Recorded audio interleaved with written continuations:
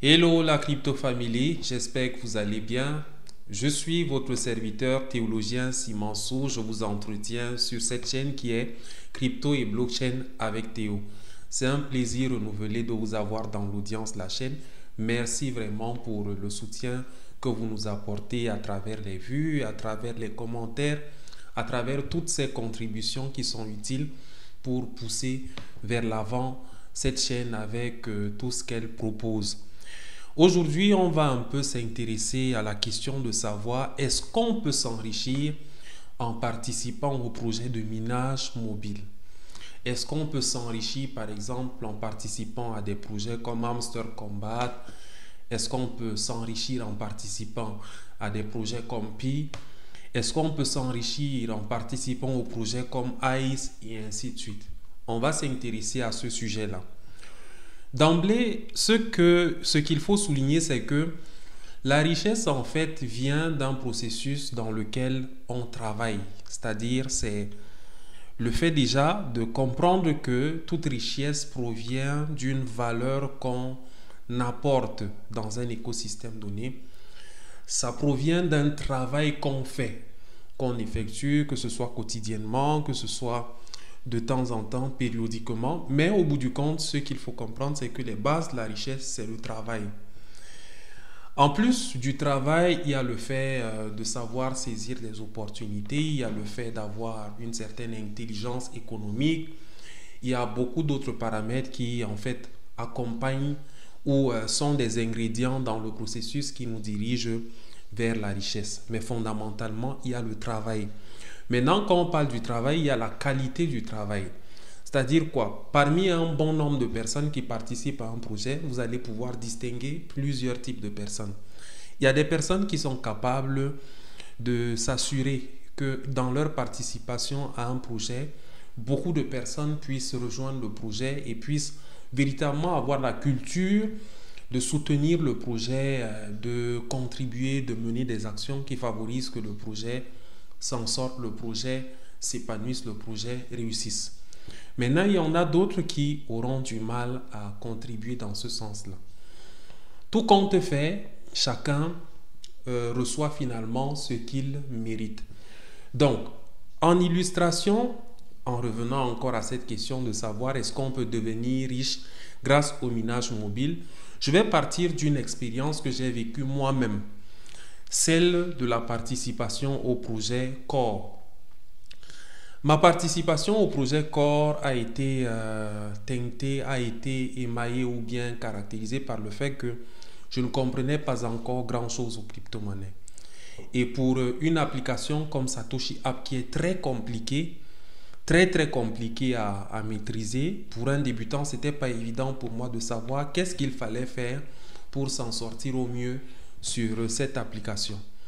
J'étais dans mes premiers pas dans l'univers, mais j'ai fait de mon mieux. Je me suis en sorti avec un certain nombre de pièces à l'époque. J'ai pu obtenir, j'ai pu gagner dans les 60 pièces comme ça. Et la pièce, quand elle est sortie, elle valait en moyenne 4 dollars. Mais sur les 4 sur la valeur qu'on recevait, celle qui pouvait être disponible, celle qu'on pouvait avoir à notre disposition, c'était les 25%, si j'ai bonne mémoire. Je pense que c'était dans les 25%, comme ça, entre 20 et 25% étaient libérés sur le montant que nous avions gagné. Maintenant, chacun avait un nombre de pièces en fonction de ses contributions et en fonction de ses connaissances de la chose. Il s'est donc trouvé parmi nous des personnes qui, pendant que nous on avait les 60 pièces, comprenant, étant déjà familiers aux choses relatives aux crypto-monnaies et la blockchain, se sont retrouvés à plus de 10 000 pièces. Il y en a qui se sont retrouvés peut-être en moyenne. Certaines personnes, on va peut-être prendre une moyenne. Il y en a qui se sont retrouvés avec au moins 4 000 pièces.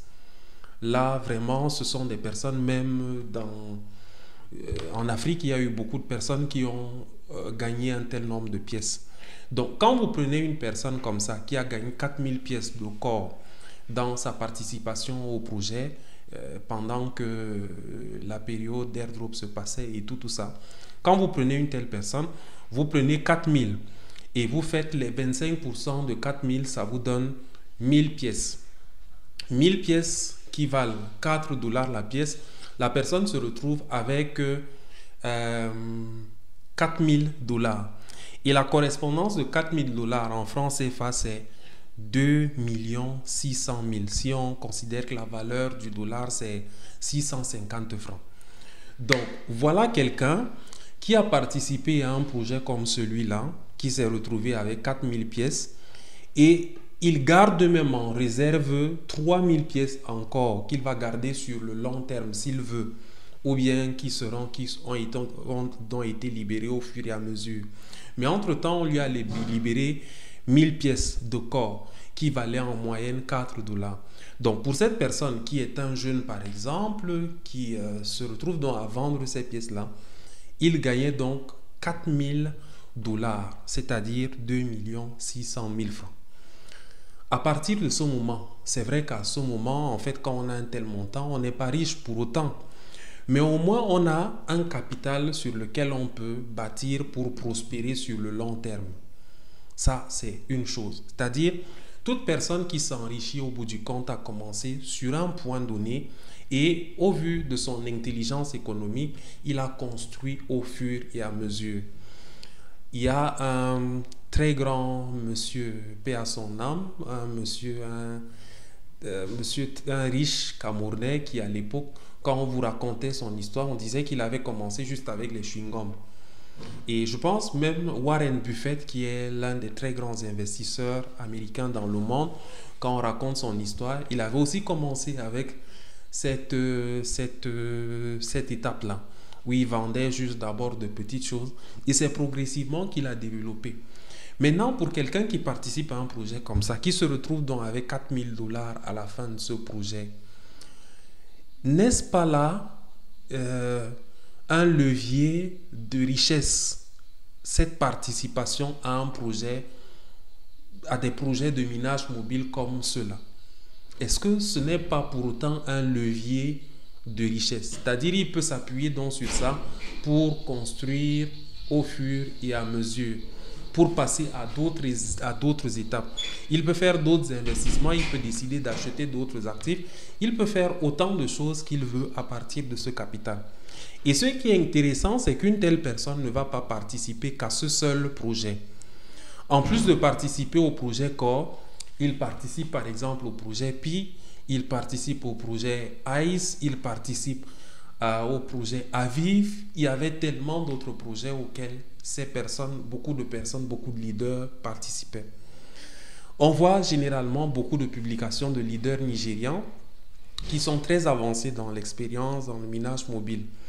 Et beaucoup d'entre eux peuvent vous livrer le témoignage, par exemple, que parfois ils se retrouvent avec, au sortir d'un projet, à l'ère d'un projet, avec plus de 5 000 dollars, parfois jusqu'à 10 000 dollars et ainsi de suite. J'espère que je n'exagère pas les chiffres, mais en fait, rien qu'à prendre cet exemple, si vous comprenez que certaines personnes ont déjà une certaine assise, de manière à ce que quand ils parlent d'un projet, vous allez voir par exemple des personnes très actives, par exemple comme Hamster Combat.